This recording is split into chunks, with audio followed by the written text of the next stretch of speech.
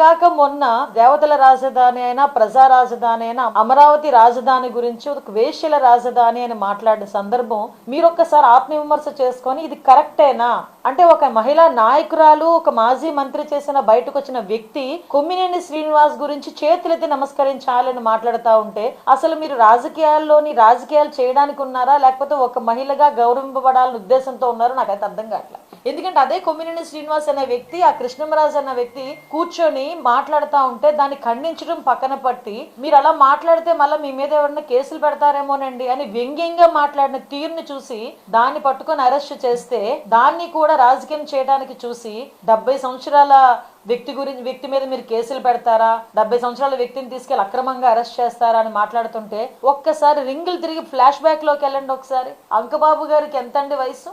అంకబాబు గారు ఏం మాట్లాడారని ఆ రోజు అంకబాబు గారి మీద మీరు ఒక కేసు పెట్టి అర్ధరాత్రి సిఐడి వాళ్ళ చేత అరెస్ట్ చేయించారు. 65 సంవత్సరాల పెద్ద ఆవిడ ఒక పోస్ట్ ఫార్వర్డ్ చేసినందుకు ఆవిడని ఏ రాత్రి మీద తీసుకొచ్చి సిఐడి వాళ్ళు తీసుకెళ్లి ఆవిడని అరెస్ట్ చూపించడమే కాకుండా ఆవిడని ఎంక్వైరీ చేశారు. ఒకసారి గుర్తు పెట్టుకోండి. చంద్రబాబు నాయుడు గారికి వయసు ఎంత?